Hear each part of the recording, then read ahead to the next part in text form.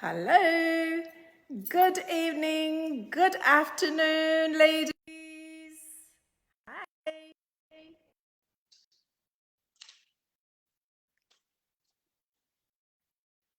Hi, ladies.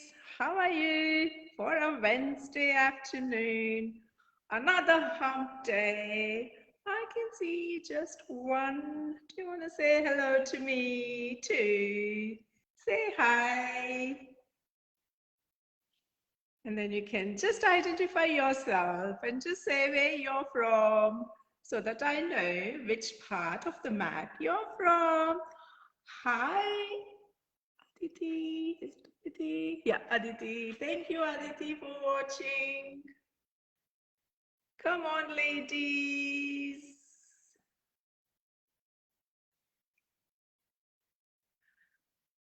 I'm in the portrait mode on my phone. So it's just, you can see a little bit of mom and a little bit of me. I've got issues with portrait mode because it kind of like, jumps around. Hi, Pavisha. Hi. So how was your hump day? The week starts.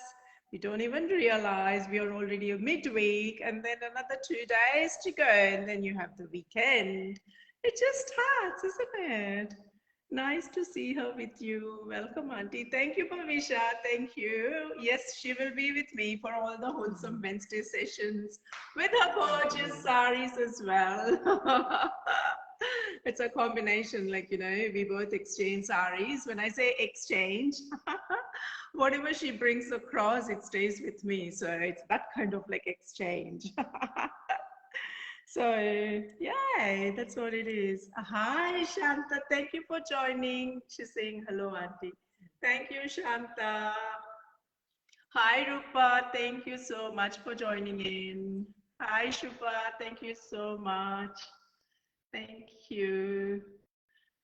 Hi, ladies. Come on. It's such an important topic today. Mega, thank you for joining in. And also keep ready those questions for later on so that you can get the answers from especially, the ones with the newborns and toddlers.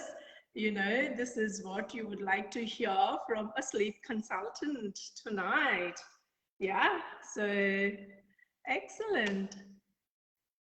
Mega is saying, hello, Hema. Hi, Mega. Hi, Kavita. Thank you for joining in. Thank you. Thank you. So, how was the Wednesday so far? I've got about 5. I had about 9. 3 disappeared. Kavita is asking, hi, Auntie and Hema. Hi. Hi, Kavita. It's good to have mom here. Less cooking for me, more cleaning, which I enjoy anyway. So, nice to see Auntie after a long time. Yes, Shubha, that's right. Because of COVID, like, there was no travel for the last 2 years, 2020 and 2021. It's like, just being wiped off from the calendars for everyone, right? So 2022 looked promising. So there we go. That's what happened. Good, good. I've got a good strength. Thank you, ladies, for joining in. Welcome to Wholesome Wednesday session number 88, which is all about saris and sleep training or sleep coaching for babies and toddlers, right? But the adults are not included. Perhaps maybe we can implement the same thing and we can ask the sleep consultant, but she is more a babies and toddler sleep consultant. So we'll come to that in a little while. And wishing the happy birthdays for the ones who are celebrating today. I've got 3 gorgeous ladies, which is Madhuri Pardeshi, Shailaja Rao and Meenu Verma celebrating their birthday. Ladies, happy birthday. And for all the ladies who celebrated birthdays from last week up until today, wishing them again a very, very happy birthday. And continuing with the national days. Wow. Today's national day. I've got about 3 today. It's quite an interesting one. It's National Do a Grunt a Favor Day. So whoever grumbles and whines and moans, this is an opportunity to kind of like, be kind to them and, just spread that a little bit of laugh and just to be on the sweeter side, just to kind of like, console them or be part of that and, just enjoy that special moment with them. Never mind whatever they are for. So that's what it is. And the next one is the National Almond Day. Almond Day recognizes the versatile and health benefits of almonds. So this delicious nut is native to the Middle East and thrives in warm and dry climates with mild winters. And in fact, today I had an almond kind of like, treat. It's a Middle Eastern dessert. It's pastries filled with almonds. It's similar to baklava, but it's not baklava as such. It has got like, icing sugar on top of that. And it was a yummy dessert. So I have done justice to almonds today. So, and it's such a nice nut and it's good for like, your protein intake. And you get different versions of almonds, like, where you can enjoy like, maybe an almond drink or like, like anything like, which is like, like just the real nut itself is yummy and delicious. So you can have just almonds by itself. Those are the 2 days I have today, like, nothing special. And coming for the sari today, the saris of both mom and mine, and let mom explain a little bit. This is a pure Kota silk sari. Kota silk saris are from Rajasthan. And I'm not sure whether you can see, this has got like little cuts in it. It's like little, like, square holes on it. And the specialty of that is, it's lightweight, very, very lightweight. And this is a Kota silk sari, and you get in different varieties. It could be like, Kota cotton or, Kota cotton silk, the trend. And you also have the newer versions, which is Kota with Kanjivaram and Kota with Banaras. They're beautiful, beautiful saris. So I'm eyeing on them. So probably next time when we go back, those are the saris I have. And it's beautiful. This is mom's selection itself. And it was in the middle of the night when she kind of like, rang me and said, oh, I'm doing some sari shopping from the Silk Road exhibition. Then I said, it was almost 2:02 a.m. Then I said, no, I have to just, see what saris are available. And I took about an hour or so to do the shopping along with her. And then came this beautiful sari. So I will also be draping once. So, but anyway, this is a brand new sari what mom is wearing. And my sari is a Narayanpet cotton sari. And Narayanpet saris are from Telangana. And they are very lightweight and durable and affordable. And the Narayanpet saris are hand-woven. To weave a cotton sari takes about a day. To weave a silk sari takes about 4 to 5 days. And on top of that, the specialty of this sari is it has a geographical indicator tag, which is called the GI tag. And it is also popular in Maharashtra. So I don't have a Narayanpet silk sari, so that will be the next one on my list to target. So this is a pure cotton sari, and you can see the beautiful elephants, and it's a double border on the bottom, and on the top it's just a single border. So it's got beautiful gold and maroon combination. So this is my sari for today, and we are talking about sleep. I'll ask mom whether she'll be okay to sit or stand. Okay. So she's going to sit for some time. So I've got the podium for myself now. We are talking about sleep today. As a child, like, we were taught the Vedic Mantra. which was Ramaskandam Hanumantam, Vainateyam Vrukhodaram, Shayaneya Smare Nityam, Duswapnam Tasya Nashyati. So this is, as children, we kind of like, we are all taught this and we say this like, before going to sleep so that we don't get bad dreams and, we are protected.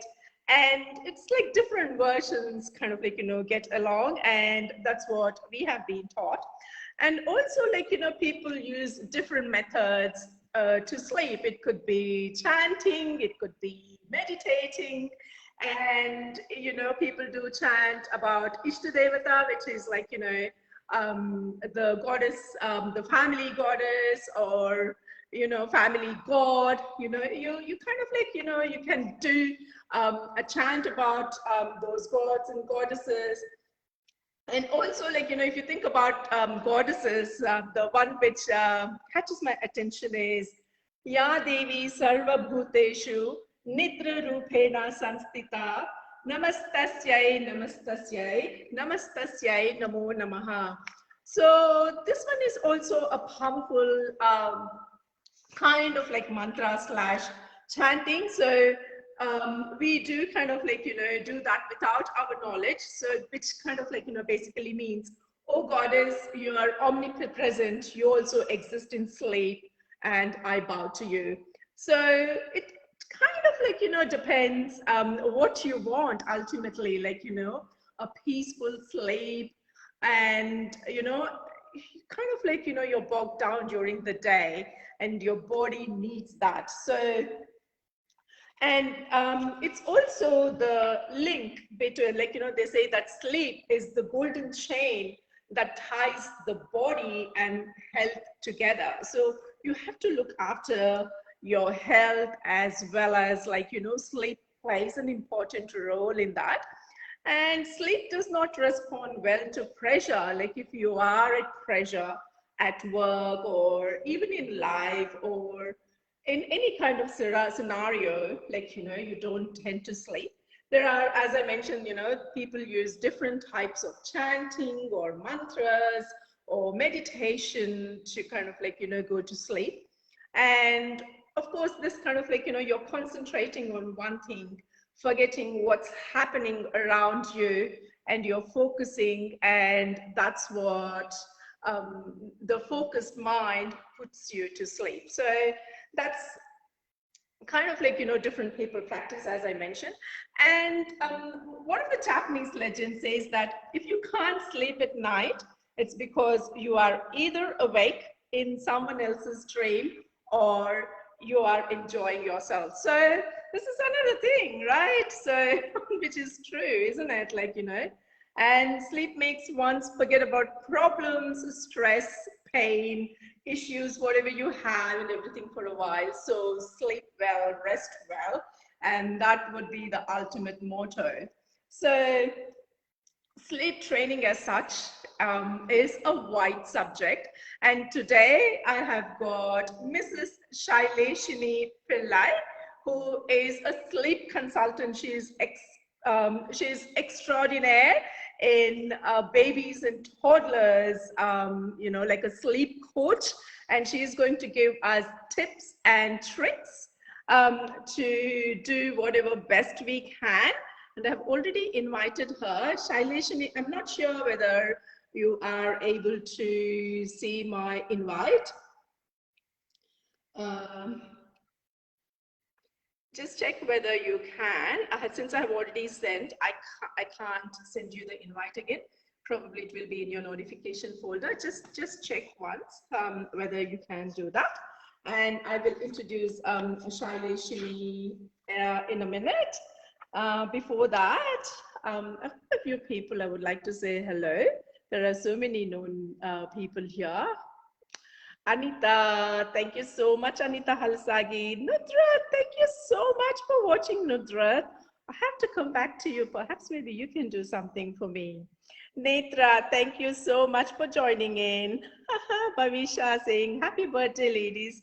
Thank you, Bhavisha. There were 3 gorgeous ladies celebrating. Probably there would be more, but these were the ones where I was able to kind of like, catch that. Thank you, Rani. Thank you, Lata. Thanks, Malini. Thank you, Lata, saying hello.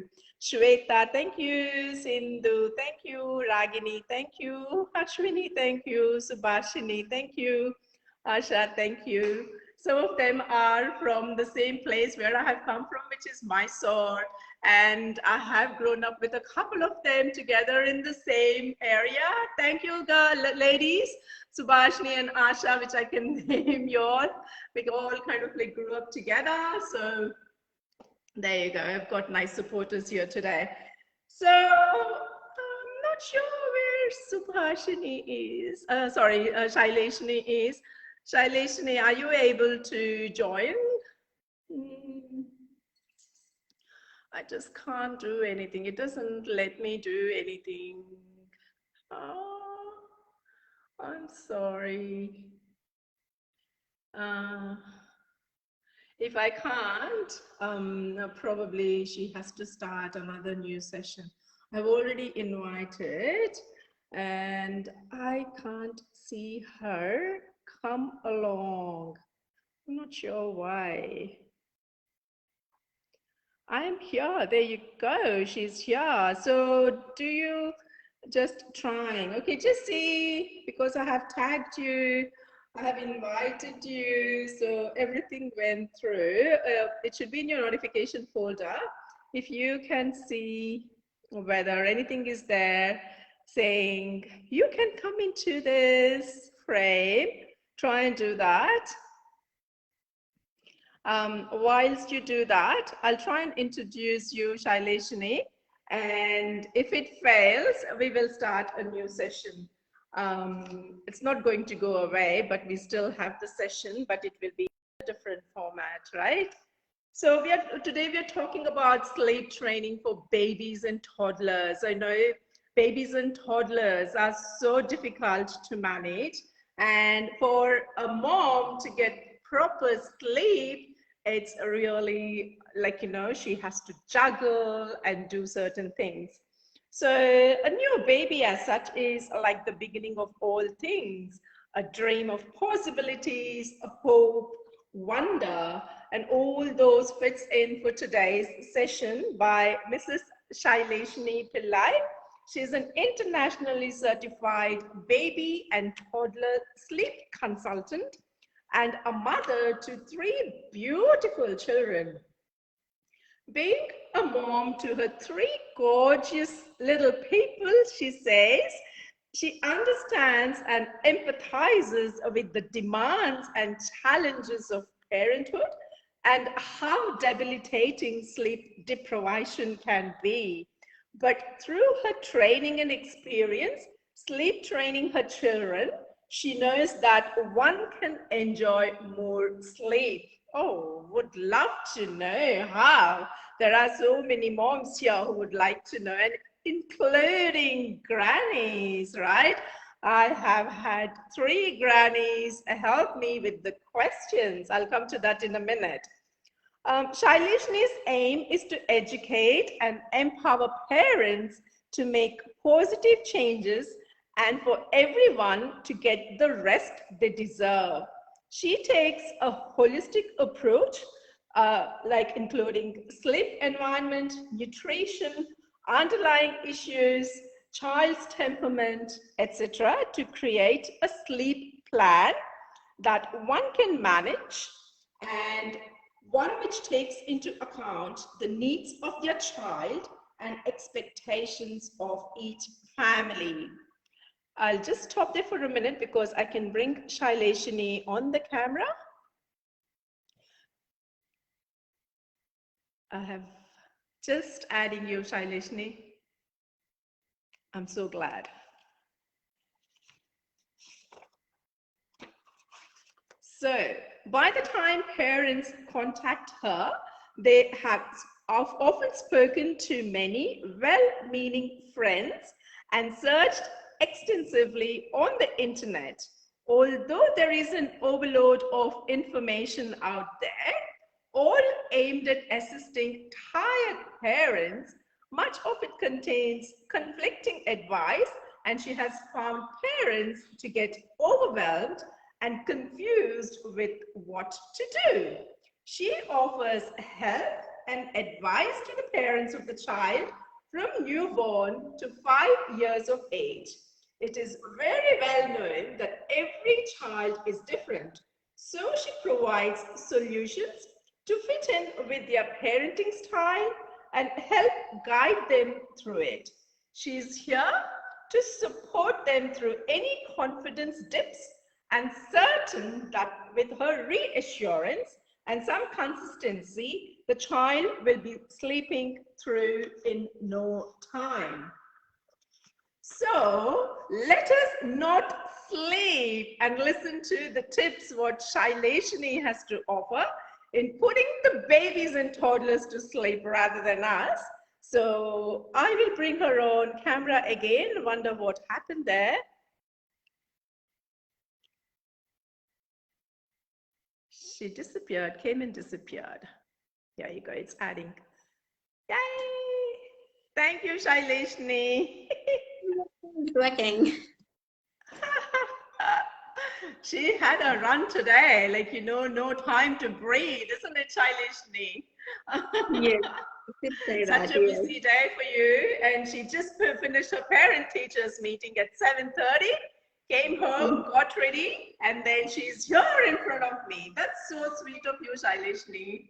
And you are in your gorgeous sari. I can't make out what the sari is. It's looked like a silk sari. Oh, lovely pink color. Beautiful, beautiful. Oh, you're looking awesome. Thank you. I did my best in the 20 minutes that I had. Yeah, that's all right. Can you just increase your volume if you can? Yeah. Is that any better? And maybe, yeah, a little bit down, because when I kind of like, you know, collage it, your head gets chopped off. So I don't want that to happen. Just a little bit down. Yeah. Another little bit. Can you just go lower a little bit? Yeah, perfect. Thank you. Thank you, Shaileshni. I introduced you to the group, and thank you for agreeing to come onto my platform and share your tips and, you know, what everyone needs to know about putting the babies and toddlers to sleep, so that the moms, or including grannies, in my case, like, you know, I had a few grannies who were able to help me with those questions, and I'll be shooting out the questions to you. Probably, you know, you can tell me all about it.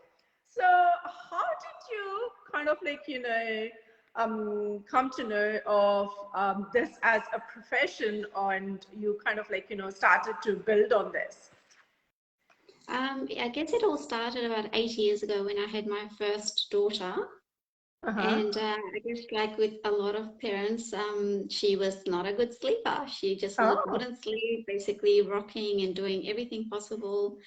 And I started my journey of reading basically everything there possibly can be to try and understand why she doesn't sleep. Right. So that led me on to having, when I had my second baby, and then I was like, okay, well, I can't be going back to work as much. And then with my third, I thought, okay, well, it's time to do something a bit different that I'm passionate about. And I got to know a lot about sleep at that time. And then I came across a course that I could actually study and become a certified sleep consultant. Wow. So how long is the study for? It took me about a year, because I was pregnant at that time, and then I had two kids to, you know, look after. So it took me a little bit longer than expected, but yeah, I finally got there. Right. So is it like when you say certified, is it kind of like, you know, from a TAFE, or like, where is it from, or from a private organization? It's a private sleep training institute, and it's all basically it's just going through some books and reading that, and then you know, going through assessments, and then working on clients, and then having assessments done in different age groups, and then presenting that and doing case studies, and then you become certified at the end of it. Oh, that's excellent. See, I migrated in 1993, And immediately after 2 months later, I got a job. It was in 94. I started working. I was working at RPA. It was in the Department of Psychiatry, right? And it was at that time they introduced the sleep disorders unit. Okay.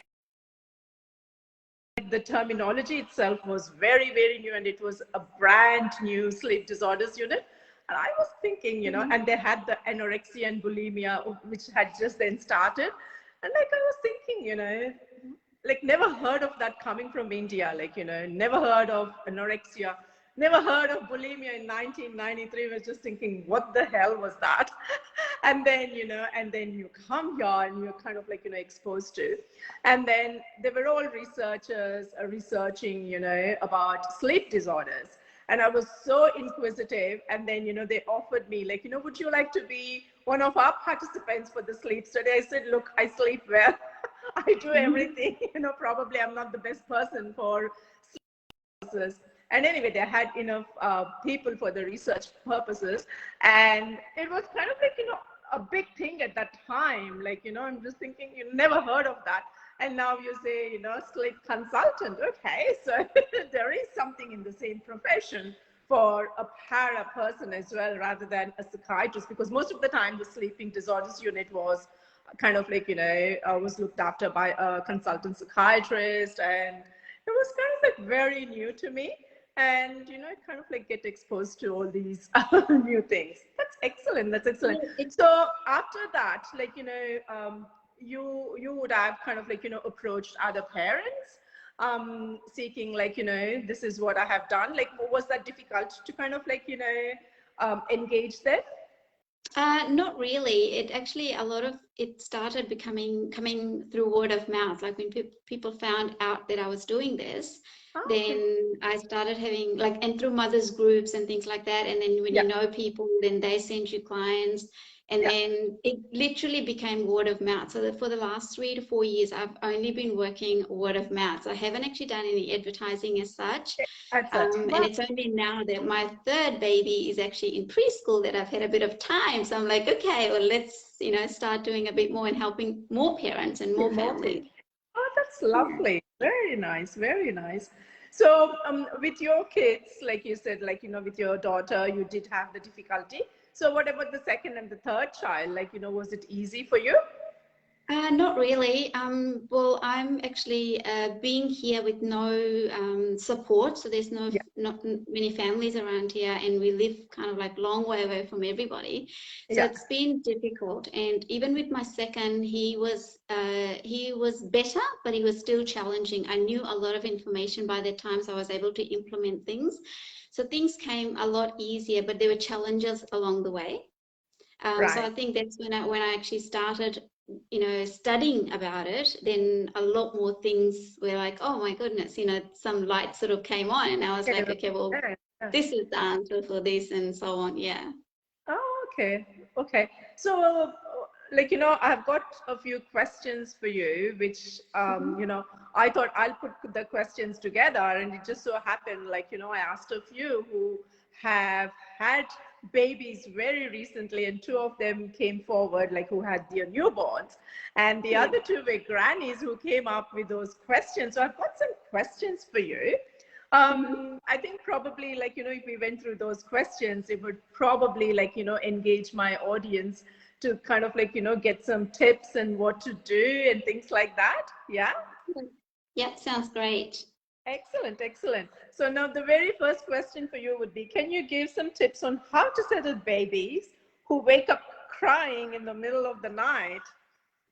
Okay, that is a very loaded question, as to speak.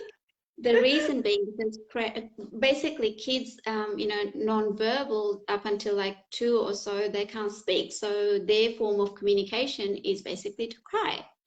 So there's a lot of reasons why they cry, and it could be, and it depends on age as well. Like it could be from a newborn could be hungry, for example, or it could be that they have tummy pain. There could be wind that's actually built up from the day.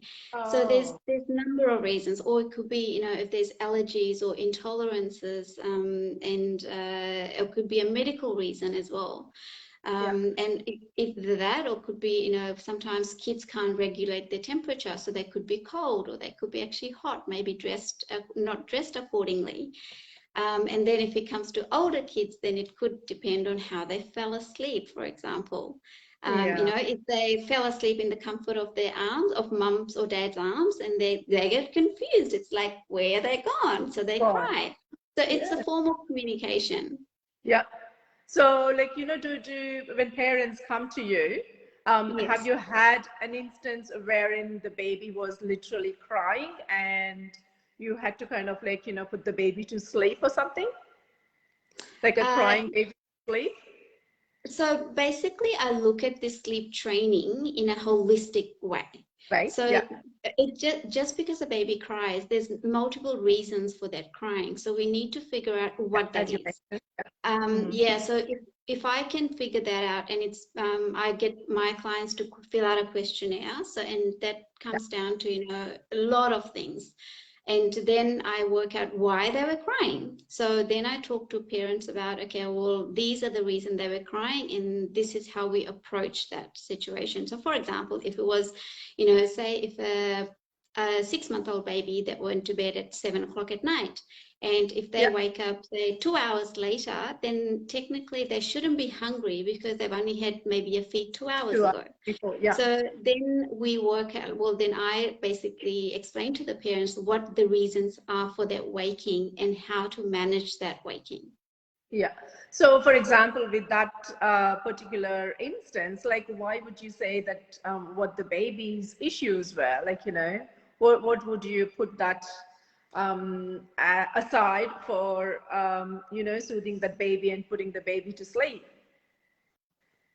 Again, it just like if it was a 4-week-old baby, and that, again, it can be like, you know, sometimes if you pick up a baby and baby instantly stops crying, then that means that they are fine, usually.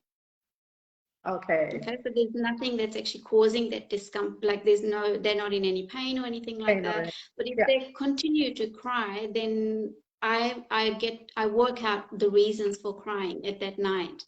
And and if it's basically to do with the fact that they are in pain, then, you know, they will keep crying. And if it's a small baby that's, you know, that needs more winding, and most of the time as soon as you pick them up, they'll burp, or they will let that out, and then you find, okay, well, then they're relief. They're better. Yeah. So, and other things could be like for a baby, it depends on how little they are. So it's all based on age appropriate information that I provide. And if they are so say if a 2-year-old is waking up at nighttime, there's no reason for them to wake up. Unless they, you know, it is to do with, there's other reasons why they can wake up, is because if there's association, what I said before, you know, there's confusion. So if they're looking for their parents, if they're in another room perhaps, or like when you get into toddler ages, then it comes down to whether, you know, kids start becoming scared of dark, for example. Scared of dark. They need some company for a short period of time. It could be comforting, or it could be a matter of just adding maybe a light into the room or something like that, or maybe they just wanted a cuddle from mum or dad to get them back to sleep. Yeah. Okay. Oh, that's very good to know. Probably you might have answered this. Tips on self-settling during newborn and younger months. Okay, so newborns don't know how to self-settle. That's really important to know. They can't sleep on their own. They need, so newborns up to about 3 months of age, it's called fourth trimester. So what that means is that they basically need assistance to fall asleep. So it's whether it's holding them to sleep or rocking them to sleep, rocking them to sleep even. So whatever it, you know, helps them to get to sleep is what I'll normally suggest. Another important thing I think with newborns is usually making sure they don't get overtired, because kids, when they get overtired, you know, if you keep them awake for longer than they should be, then they get harder to settle because they get a second wind. And it's a bit like, just to give you another good example, like say, you know, we are awake all night, all day, right? And if we like younger age, we go to party at night and things like that. And then we come home and say, in the morning, and then all of a sudden, maybe your best friend from overseas has rocked up and knocked on the door. So excited. You're exhausted, but you get a pump of adrenaline. So you keep going. But at the same time. Yeah, so that's what happens to toddler ages even, if say in the evening, like a parent comes home from work or something just before bedtime, they get excited, even though everything is right. But if they get excited, they get adrenaline in their body and they don't want to go to sleep because they just can't sleep. Look, we kind of don't realize, if the parents are also excited to see the kids, being active and everything, we just don't realize the impact it has on the kids, isn't it? Oh, what happened there? Sorry, guys. I'll add her again. Thank God I can add her easily. Sorry, just lost you there. I know. So, we kind of don't realize, what impact it has on the kids, isn't it? That's right. Yeah. So there's definitely a lot of you can't just say the baby's crying because of X, Y, and Z. There's multiple reasons. So it's always looking at the day, and the day is a reflection of what happens at night as well. Right. And this is one of the other moms' question here. Is formula a good idea to encourage longer sleep stretches? Not at all. Okay. No, I've breastfed all my 3 kids, and I've worked with a lot of breastfed, kids and formula fed kids. That it's the feeding doesn't really tell you that they're going to sleep longer or shorter. It really comes down to other factors. So formula doesn't really impact on the sleep. No. Right. Okay. Tips on stretching sleep in younger month babies and prompting longer deep sleep. Probably you answered that question. So any other things to add to that? Longer sleep will again be encouraged with the day sleep. So a lot of the times, if they sleep better or age appropriately during the day, then they will sleep well at nighttime. Okay. Do you recommend sleep in babies? And if at all, if you say yes, when should it start? And any good sleep training or methods or resources that you would recommend? So sleep training, I don't recommend until about probably 4 months. 4 months. Okay. Yeah. So up until 4 months, it's natural. You just have to let the baby sleep at its own, is it? Or you just need a little bit of, prompting there for the baby to sleep?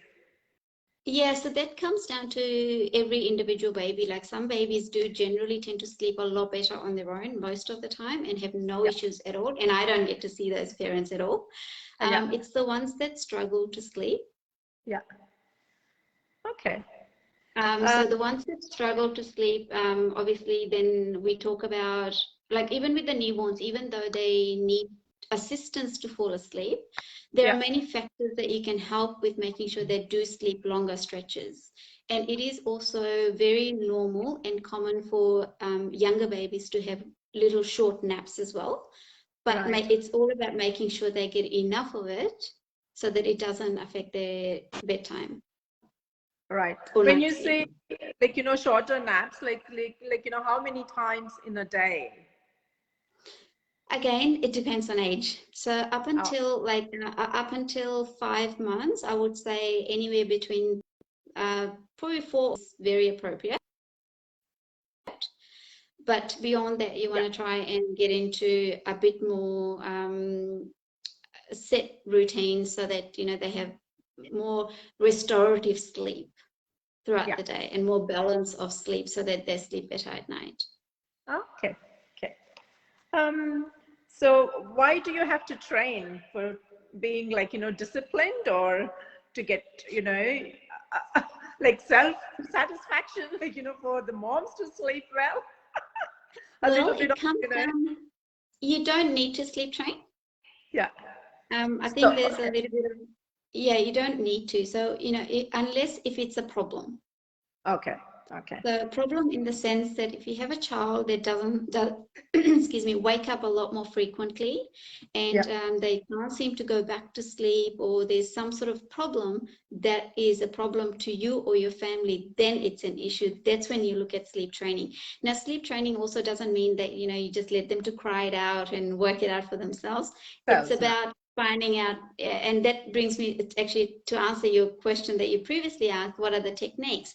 There are multiple range of techniques. So it's about working out what the family is comfortable with, what the temperament of the child is, because, you know, kids itself respond differently. Some kids respond really well to the gentle techniques. And also, you know, they're calmer, and whereas other kids, if you do the gentle technique, they basically scream even louder and harder. So it's working with the families to work out what suits the baby best and the family best. Family best. Yeah. Okay. Yeah. How long you can let a baby cry out when trying to sleep train? Like, you know, is it like 5 minutes, 10 minutes? When do you think it's too much? Again, it comes down to whether it is something, if it's a cry-based technique that's being used, then there are age-appropriate times that you leave them. And once again, it does come down to what the family is comfortable with. So you don't leave them to cry. Like, I wouldn't recommend, you know, like 20 minutes, half an hour, that kind of thing, unless the baby. And another thing is, it's important to understand difference between cry and grizzles. You know, if the baby's just whinging along, then that's different. So yeah, I don't always recommend cry-based training. Right. How can you distinguish that? Like, is it kind of like, you know, sharp, or how do you distinguish that? Cries. I think it might be stuck. Can you hear me? Yeah, I can. Yeah. Oh. Sorry. Are you talking about the? Yeah. Are you talking about the cries? Cry. Yeah. Yeah, so that it depends. There are different, you know, like if a child is hurt, for example, that's more of an emotional cry. And always mums know their children best as well.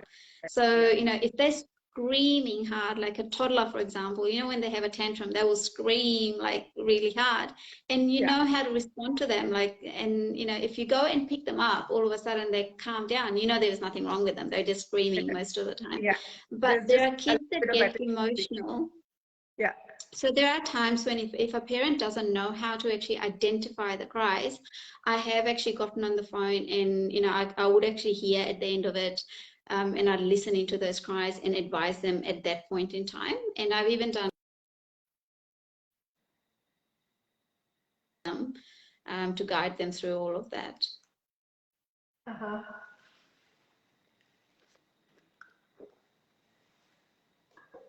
Sorry. It's okay.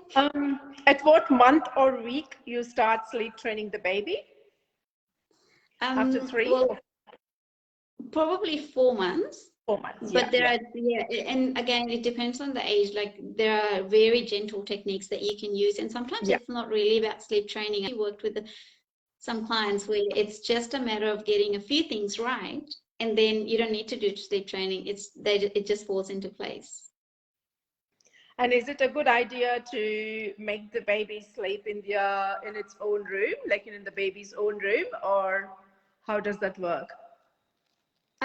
Basically, the American Academy of Pediatrics is recommending to keep the baby in the room till at least 6 months. Right. I suggest keeping the baby in the room at least until 12 months, particularly if you're breastfeeding. It's just easier for mums. But again, it comes down to the comfort of, like, beyond 6 months. If a family says, look, I'm happy for my child to be in another room, that's fine as well. So it's, you know, having a monitor in the room is always a good idea, so you can at least keep an eye on them.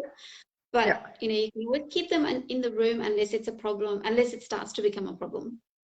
For as long as you want. Yeah. Okay.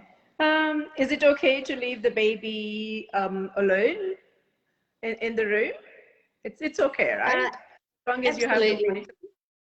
Correct. If they're under supervision, then yes, they're absolutely fine. Yeah.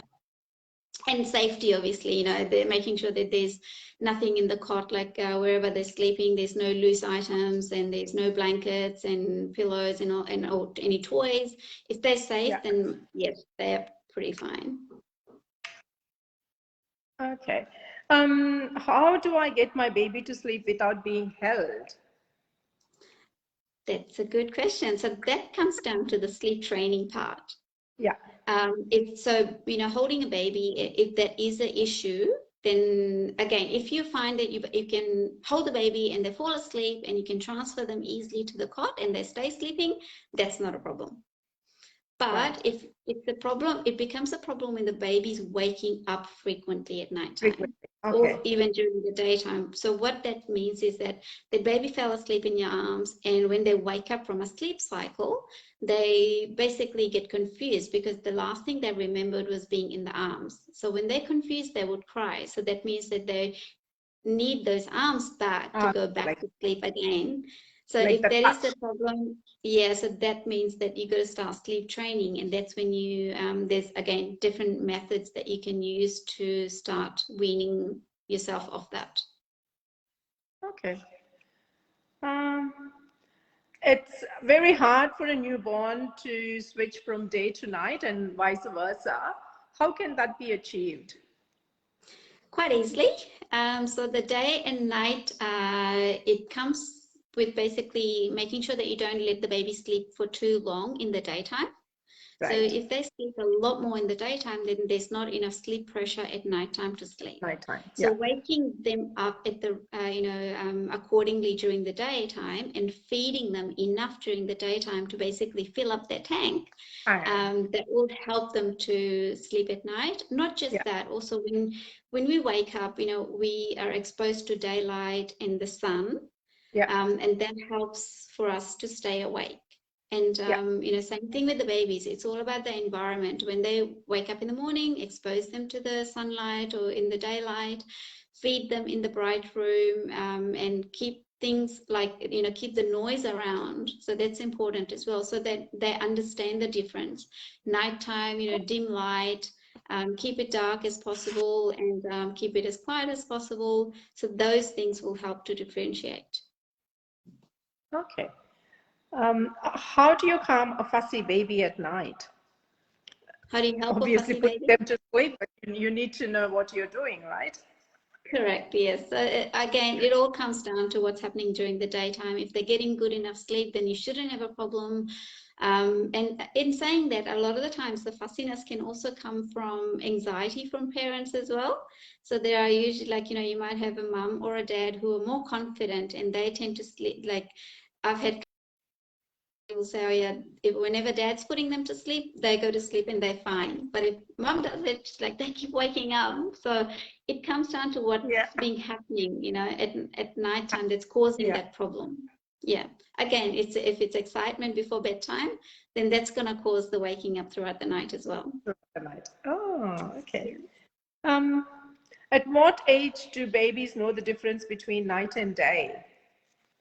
That can start happening anywhere between 8 to 11 weeks. That's when the melatonin starts to produce, and that's when they can basically start their own circadian rhythm, which helps to get them sleeping better at nighttime. But again, if they're sleeping too much during the day, that's going to affect their night sleep as well. Right. Some toddlers who have good sleep patterns suddenly experience disturbed sleep and go through a period of not having a good night's sleep. What's the reason for this, and how can parents help the toddler?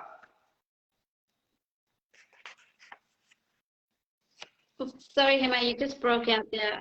Oh, sorry. Some toddlers who have good sleep patterns suddenly experience disturbed sleep and go through a period of not having a good night's sleep. What's the reason for this, and how parents can help the toddler? So toddler sleep, it can come down to, as I mentioned before, it could be like if they're scared of dark all of a sudden. That can be one issue. it depends on what age exactly. So around the 2 years, there is what's called a sleep regression. And that is basically linked with the developmental changes that happens around that time. So Right. whenever kids start to learn something new, it usually affects their sleep.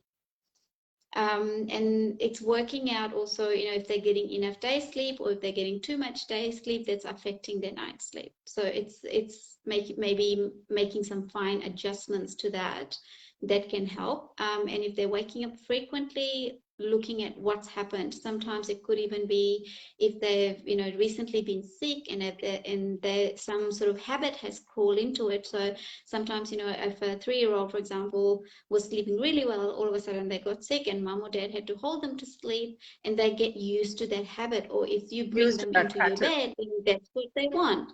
So then it just becomes a behavioral change. So it's a matter of setting the boundaries and then getting them back into the previous habit they were used to. Yeah. And yes, they go through some fussiness, but usually if you set those boundaries, then they're fine.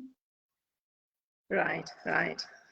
It's sometimes it's kind of like, it's the habit, isn't it?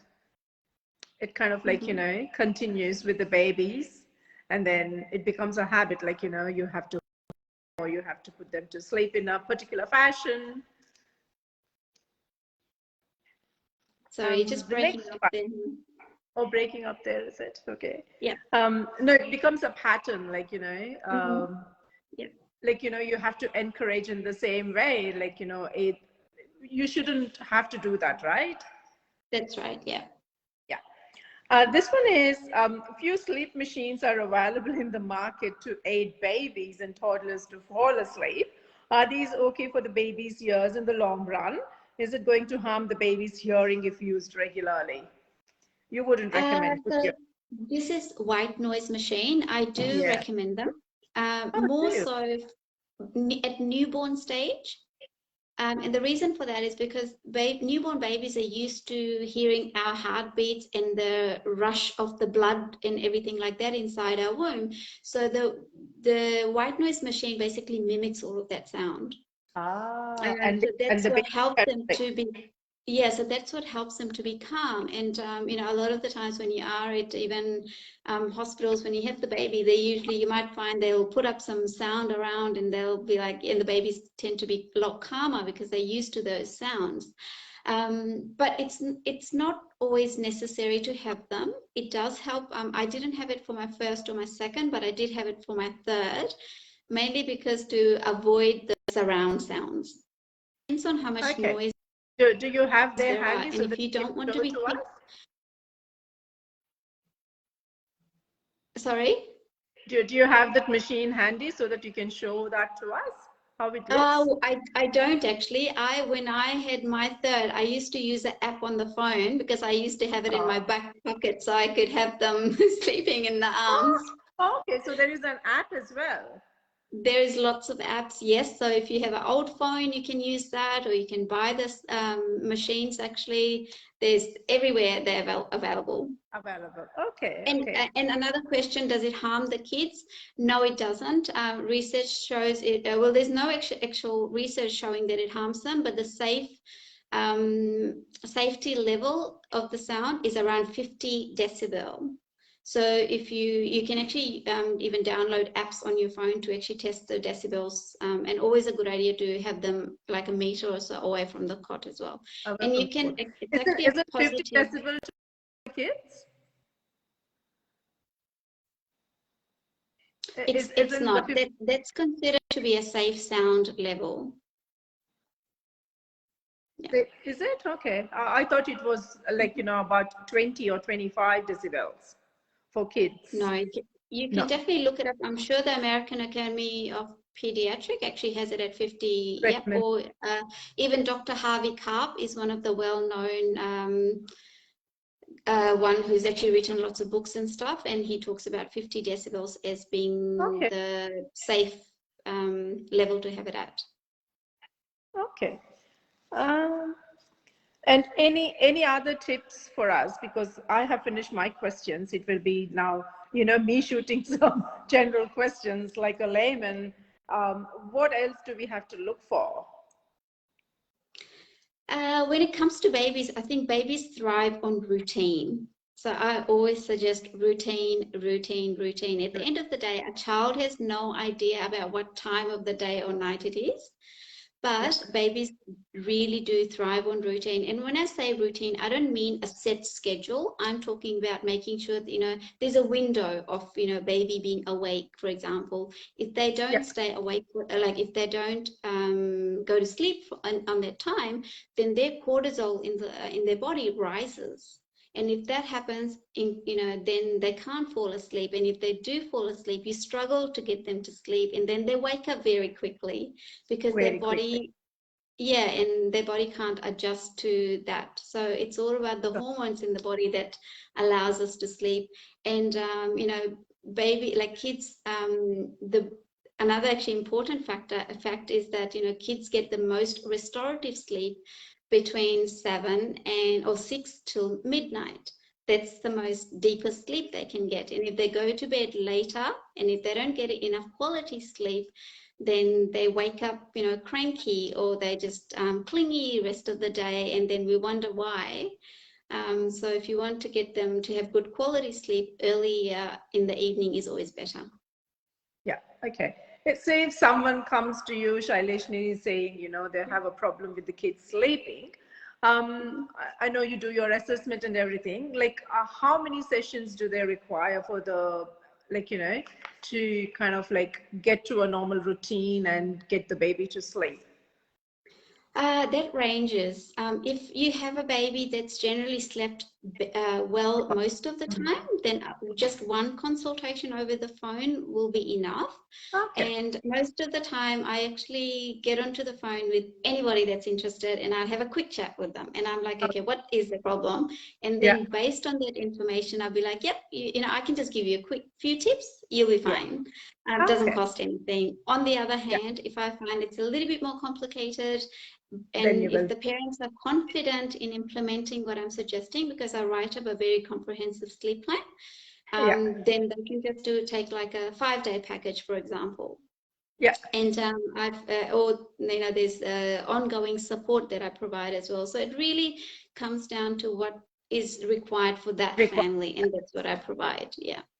Okay. So when you say it's a 5-day training, is it like continuous 5 days, or once a week or twice a week? How does that work? Is it continuous? Sorry, it just broke off there again. Yeah. I think I got your question there. So it is always continuous days, because with kids, it's a bit hard. When there is no consistency in place, then it's harder for them to get used to that, and their body it takes a lot for their body to adjust basically with inconsistencies. Yeah. So is it ideal to develop a bedtime routine? Yes, absolutely. Kids know cues. They understand what's coming. So, if they know that mum puts me to bed by having, read of a book, or her bath, brush time, obviously age appropriate, maybe a song and some cuddles, and they're like, okay, well, this is what happens every single night before bedtime. So it's easy, and it's, there's no tantrums, and they know what's coming. So it's much, much nicer for everybody.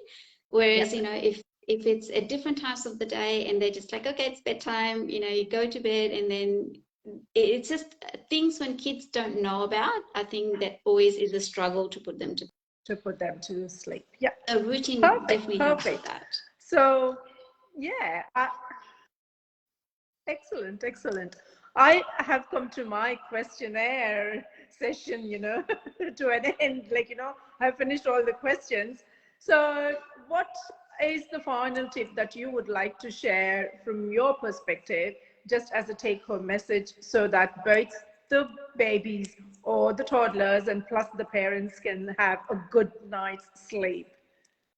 And I've got quite a few watching here who had raised the questions, so I'm sure they will all be benefiting this session, That's excellent. I've got so many watching. Thank you, ladies. If you ladies have any questions, perhaps maybe you can just, ask those questions here before Shaileshni disappears, and then we can answer those questions.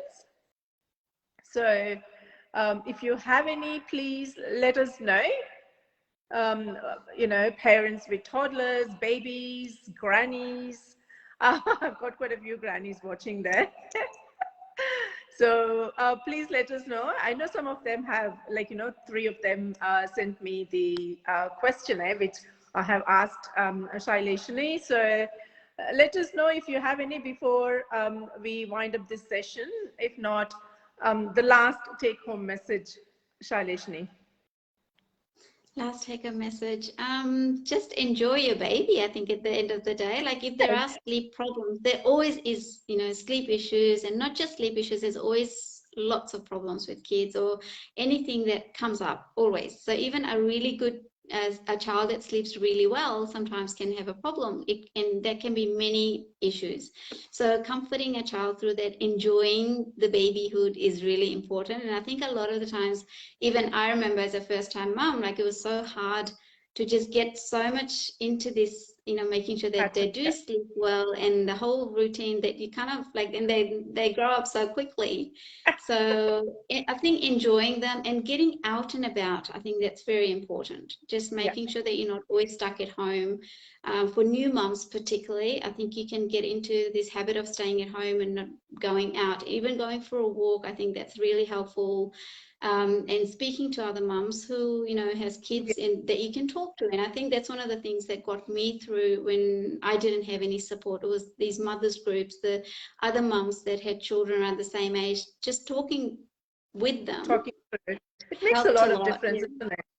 Absolutely. It's like networking with the new moms, and, you know, that makes a lot of difference. Even in general, like it need not be just with particular to babies or toddlers, just in general, like, you know, networking helps you with so many information and, you know, what you can do. In fact, and I think another thing I will add is actually looking after yourselves. I think us mums get so carried away with, you know, babies and everything that we don't spend enough time for ourselves. And again, when kids sleep better, I think we sleep better as well. So if you do see that as a problem, and if you can address it, I think it's important, because when a child sleeps well, then parents get the rest and they feel better as well. And you know, you can do so much more when you're not sleep deprived versus being sleep deprived. Correct. I've got the last question here from Shanta asking. So is there a question there? Yeah. At what age do they start, I think, sleeping longer? That varies. Basically, some newborns I have worked with, that they can, like a 4-week-old, actually, I did work with recently, that was waking up every half an hour, every hour at night time. And we just tweaked a few things, and he started sleeping and waking up basically twice at night time. Oh, that's lovely. So from 4 to reduce to 2. Yeah, and I've worked with other families, like a 6-month-old, for example, can sleep for good 8 or 9 hour stretches and have a feed and then back to sleep. So it really comes down to different child, and depending on how much calories they're getting in the daytime that can sustain them through the night. And, you know, if it's a toddler, for example, again, making sure that they're getting the right amount of calories, the right type of calories to get them through to the night as well. So, Geeta is asking, regarding toddlers, you spoke about growth spurt and not sleeping well. Is there any advice to parents and grandparents? It depends. Growth spurts are, again, at different ages too. So it comes down to, you'll see the difference if a child is, are you talking about growth spurts as in when they start wanting to eat or drink more, or is it to do with the developmental change? Because it's 2 different things. If they're waking up because of growth spurt, it means that they will just have maybe extra feed at nighttime. But then again, it's about making sure that they're getting the right type of calories in the day so that they don't wake up at nighttime. At night And time. I So do talk to parents about how you actually know whether it's a genuine hunger at night or not. yeah. Okay. And if it's a matter of developmental change, then sometimes that's to do with making sure that whatever they have learned, you Yeah. get them to practice during the Practice. daytime, so they don't want to be waking up at night and practicing those skills. Ah, okay, okay. So nutrition also plays an important role here. Huge role, because at the end of the day, if they're not getting the right amount of carbohydrates or protein, these are all important to make sure that they don't get the glucose or the insulin hikes at nighttime or hunger spikes. Yeah. So I do talk to mums or families about making sure they're eating appropriately during the day and at the right times and getting the right amount of food. So talking about, what's important in terms of like the iron, the magnesiums, and all of those things to help Yeah. them. Well, Yeah. what if the babies are just breastfed for, for the first few months? It's just, breast milk, so they won't be having anything. So how does that kind of like, be different? So the only difference will be generally if they breastfed all the way either to 4 months or 6 months, then there is a Yeah. requirement for a child to have either 1 or 2 feeds at nighttime, for example, for calorie intake. Right, right. And there's a way of finding out whether they actually genuinely need those calories. And I also Yeah. actually work out the birth weight against, depending on what the weight is at the current time, to work out what they've been gaining and what they should be gaining. So it's a bit of calculation and analyzing that as well. And another thing that's important is actually when they were born. So if they were born a little bit prematurely, so that affects the whole their intake of With food and age appropriate things that are the things. recommendation Okay. that I make. Okay. I've got one more question. Is it okay for toddlers to miss their afternoon nap? Are they tired by the end of the day? Geeta, are you able to tell me exactly what age you're talking about so that I can give you a more appropriate answer? Because there's a range for toddlers. Some Toddlers. some toddlers have, like maybe a 2.5-year-old, for example, might not need the nap, or some might need the nap, and if they're not getting age appropriate 2 years. Two Okay, years. so yes, so a 2-year-old should be ideally having a 2 to 2.5 hour nap in the middle of the day, which should end maybe around 2:30, 3 o'clock, with a bedtime maybe about 6:30, 7 o'clock. And if they're not getting that much of nap, or if they don't getting to bed at the right time, then yes, they will be overtired at bedtime, and that comes also with 2 years. There is a bit of a sleep regression, so then you can have fussiness at bedtime. Sometimes they also start having delay tactics at bedtime, but it's working out whether they're actually tired enough for bedtime or overtired at bedtime. Oh, interesting, interesting. Even like, the toddler's range and the nap time, everything Yeah. differs. Well, Though you and say also I like think up to some kids 5 years are of age. ready. Yeah, and some kids are ready to drop naps earlier than others. Like if they're getting more restorative sleep, I find that they do lose naps. But it's finding that fine balance. Yeah, yeah. Excellent, excellent. I'm so glad that there are questions from the floor as well. Thank you, Shaileshni. Thank you so much for giving all the tips and suggestions, whatever. Yeah, she says, okay, thanks. Whatever required for both the babies, the toddlers, as well as the parents' sleep. And I'm pretty sure the audience wasn't sleeping listening to your talk. Thank So you, it Hannah. was Thank you very for nice. having me. Yeah. It was very nice having you on for my platform. It was excellent. And I thank you so much for coming on board and doing this session for me despite your busy schedule. You're most welcome. It's nice to be able to help parents, I think, at the end of the day, especially when there's not much help or you don't know what's going on. And Yeah. it gives me a lot of basically happiness and pleasure to know that there are kids that that's sleep well and excellent. parents that sleep well. Yeah, ladies, if you get to get time to watch this episode later on, and if you have questions, you're most welcome. Feel free to put those questions across, and you will be able to get the answers from Shaileshni at some stage. And saying that, thank you, ladies, for being part of this session. Shaileshni and I will be signing off. What time is it? Oh, good. It's 10 Thank past you. 9. Oh, wow. Good. We were able to kind of like discuss a few things. Good, good. Thank you again. Thanks for joining in, Shaileshni. So Hema Thank and you. Shaileshni signing off. And Thank you. stay tuned for the next week's session, ladies, which will be announced on Sunday. Yeah? Thank you, ladies, for joining. Bye for now. Bye.